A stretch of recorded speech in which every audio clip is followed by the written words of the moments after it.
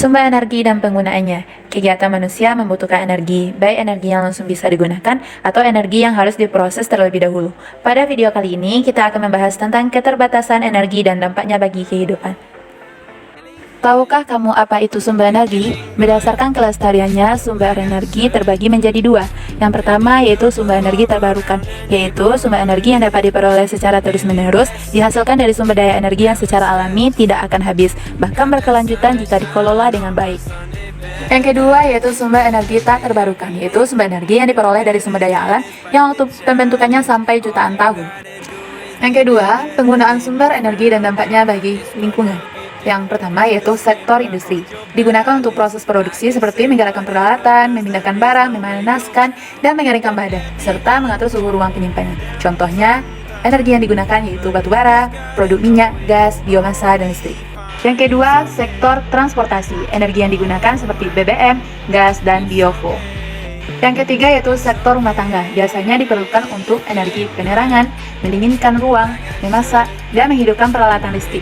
Energi yang digunakan contohnya seperti LPG, listrik, minyak tanah, dan gas. Yang keempat yaitu pada sektor komersial. Penggunaan energi pada hotel, toko, gedung, perkantoran, rumah sakit, dan rumah makan. Energi yang digunakan listrik, BBM, gas bumi, dan LPG. Dampak eksplorasi dan eksploitasi energi.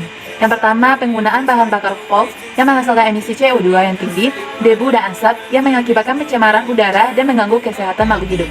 Yang kedua, menurunkan kualitas tanah, mengganggu kualitas air tanah, pencemaran udara, dan polusi.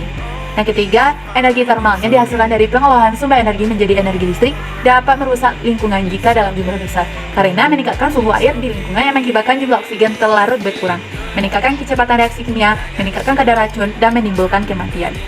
Pembangkit listrik adalah bagian dari alat industri yang dipakai untuk memproduksi dan membagikan tenaga listrik dari berbagai sumber tenaga seperti PLTU, PLTN, PLTA, PLTB, PLTG, PLTS, PLTSA, dan lain-lain. Pembangkit listrik biasanya terhubung ke dalam sistem kelistrikan.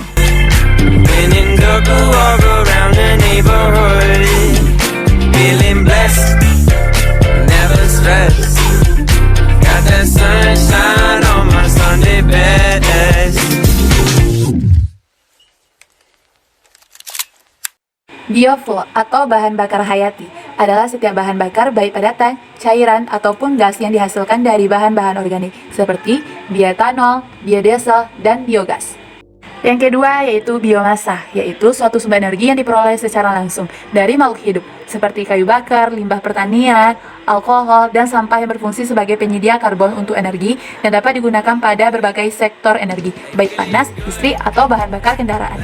Yang ketiga yaitu panas bumi, yaitu energi yang diperoleh dari panas yang keluar dari perut bumi berupa uap panas yang dimanfaatkan sebagai pembangkit listrik panas bumi. Yang keempat, air digunakan sebagai pembangkit listrik. Yang kelima, angin, gerakan udara dari daerah bertekanan tinggi ke daerah bertekanan rendah yang terjadi di setiap hari dengan kecepatan dan arah yang berbeda. Yang kelima yaitu matahari, dimanfaatkan untuk menjemur bahan makanan agar awet, mengeringkan baju, menjemur padi, memasak dengan desain tungku memasak yang dapat memfokuskan sinar matahari dan juga menyerap radiasi matahari dan mengubah sinar matahari menjadi listrik arus searah menggunakan sel surya.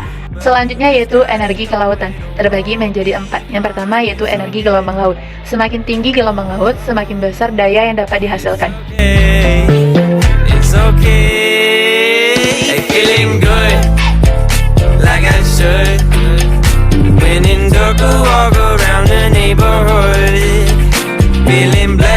Yang kedelapan yaitu hidrogen fuel, yaitu proses elektrokimia yang menggunakan hidrogen dan oksigen sebagai bahan bakar yang menghasilkan energi listrik tanpa adanya pembakaran dari bahan bakarnya sehingga tidak menimbulkan polusi.